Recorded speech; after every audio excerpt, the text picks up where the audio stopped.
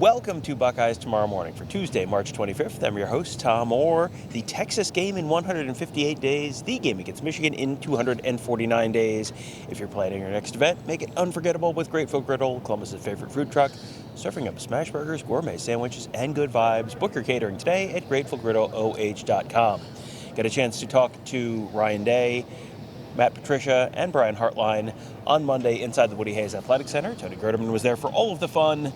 He did his 2-minute drill column. We have to do, a 12-minute drill, which still is going to be kind of fast for this. I think a 12-minute drill feels like that's like a Service Academy drive. But it's going to be a little up-tempo for us because we have a lot to talk about.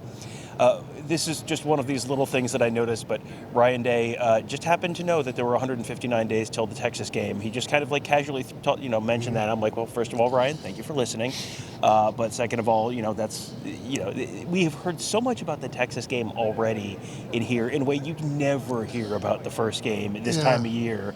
It just feels like they're using that to create a sense of urgency around a team where it's like, how do you keep a championship team from getting complacent? You go, well, guess who's coming to town? Yeah, and it's just interesting because the spring game keeps getting tied to that as well in terms of we want to have a spring game because it's going to be the last time they're going to be in the stadium with stakes and a crowd until Texas and however many days each time he talks about it. So it is interesting that they've got this target and because you can't do it with Akron. You can't do it with even Minnesota. At Minnesota, it's but you can do it with Texas. Yeah, for sure. And, so let's talk for a moment about the Spring Showcase.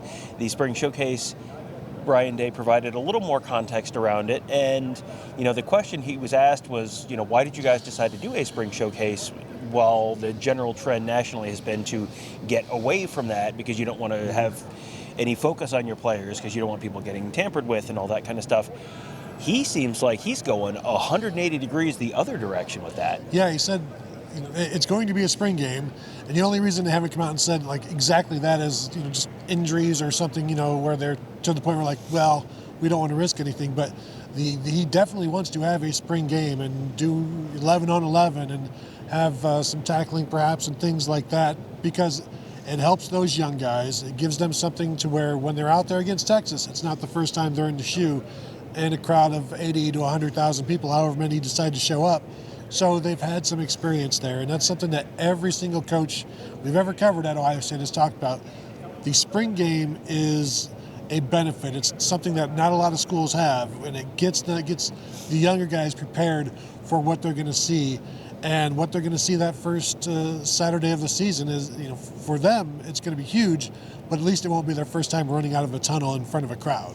Yeah, it's not a full game, but it's like a little bit of a dress rehearsal before you have your final, your final exam. So yes, that's the spring game. 2 days after the spring game, we also got confirmation from Ryan Day about something we had talked about on our board last week. We had sort of gotten a heads up that this was probably going to be the deal. The Buckeyes are going to the White House. That's going to happen 2 days after the spring game. It's the Monday after the spring game, April 14th. And Ryan Day seems like he's pretty excited about that. Yeah, he talked about, when you're a coach and you see every year all of these teams that have been able to do that, it becomes sort of a goal. And, the honor of being there. And you mentioned, the Eagles are going to be doing it after the Super Bowl. So it's something where, it's like a bucket list item for coaches, I think. You want your championship, and now it's like, well, where are you going to go? I'm going to go to Disney World, that sort of thing for the MVP. And that's kind of what this is for a national championship team. The last one, of course, being, the 2014 team that went in 2015.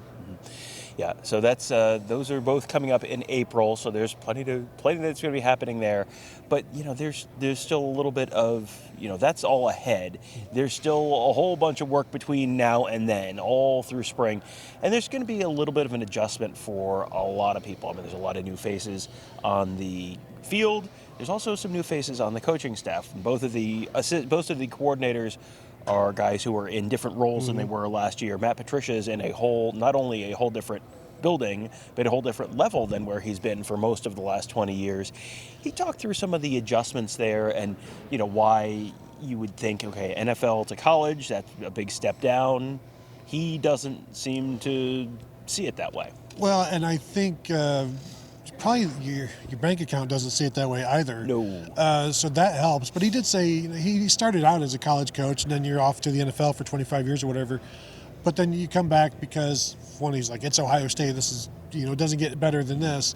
And you want to get back to that teaching, which is something we've heard from other coaches before. And we've talked about when you become a head coach, what do you miss most? I miss coaching. You miss the teaching, and this is an opportunity to get back to that, to the get back to your roots, so to speak. And this is not a step down from anything. Being a coordinator at a major place like this, I mean, there are only so many places you can go above this, and it's generally head coach of the NFL or head coach in college. So this is an opportunity for him to get back to his roots and get back to coaching and teaching and building relationships. And now he's getting to experience all different kinds of relationships as we watch, like 70 players walk, visiting this week, and all of their families, and many relationships to build throughout the entire year for Matt Patricia. Yeah, this is the 1 week where it's like the past, present, and future of Ohio State football, because Emeka Egbuka is down there running, getting ready for Pro Day on Wednesday. They have obviously the current team with the spring ball, and then they also, Ryan Day was tied up with recruiting stuff. Like the coaches were like in and out during the interviews, because there are a ton of recruits in town as well. So there's a lot of stuff going on in here. For Patricia, he has, in addition to like, hey, you get to coach and all that kind of fun stuff, he also has some real talented players to work with. He's got a little bit of a blank slate because so many guys are off to the NFL. But man, you listen to him talk about CJ Hicks, you listen to him talk about the nickel position and what they might do there. It feels like he kind of see him like looking and kind of go, like stroking his beard, like, yes, I can work with this. Like petting a cat like an evil genius. That was one of the questions I wanted to ask him, because you've got a larger roster now at college than you do in the NFL. So the NFL, you can only do so much. Now you have the ability to do more. Now you don't want to, the whole paralysis by analysis or doing too much. But I wanted to get his feelings on rotating, and he doesn't seem to have any issues. If you can play, they're going to find roles for you, which we've talked about before. But yeah, we've the big nickel, which used to be Sonny Styles, the little nickel, Jordan Hancock, like that whole thing. If you've got one guy that can handle it, that's perfect. I think they're still searching for that. Lorenzo Styles Jr. is, he's a big corner. But where can he handle the run game? And so they're all different kinds of things. And talking about CJ Hicks, like, he just lights up in terms of, and not, you're thinking, well, yeah, CJ Hicks is fast. It's like, well, he talks about his power and his pop and just the desire to learn and get better. And now over to the offensive side of the ball, Brian Hartline, obviously, he's not even in a new role. He was really basically in this role 2 years ago. And so many of the questions for him today had to do with, you're doing the same thing you were doing 2 years ago, but you're really, you're not. And, just sort of the adjustment there. There's so much that's different there, both in terms of his responsibility, but also in terms of just the technology and, the mechanics of what you do as the guy who's calling the plays during practice. Yeah, now he's got the headset, and he's the voice, and talked about just making sure that there's the voice that he is giving is the one that it carries the most weight. Or, he's not trying to tell the quarterbacks anything different than what Billy Fessler is telling them. So he's in control of that. But also, Devin Jordan, the assistant receivers coach, handles the receivers for some time. But then, also Brian's there dealing with that as well. And he talked about you needing the balance to where you're part of the offense, but you're not interfering with the teaching of the quarterbacks, but you're making sure your guys are still getting taken care of at receiver. So he did talk about the balance and knowing when he's being pulled in one direction too far or another. And he said, I have that awareness when I'm going one way or the other. So it's just he's learning as well throughout this whole process. Well, and we're going to have a lot to learn about this week, because this is one of the busiest weeks of the year in terms of how often we're in here. Tuesday, we're in here for defensive line interviews.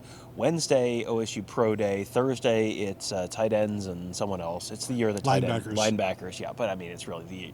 Yes. No one has said it's the year of the linebackers. It's, not once. Yes. So we'll have 4 days of coverage from in here.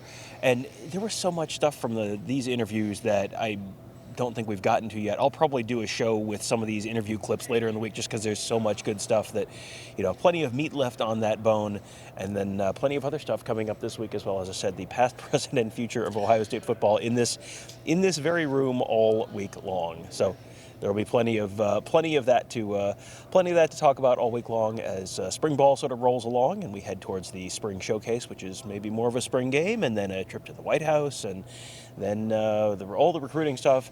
There's going to be a ton to talk about, and we would love to talk about it all with you at BuckeyeHuddle.com. That's where Tony, Kevin, and I cover the team. Mark covers recruiting.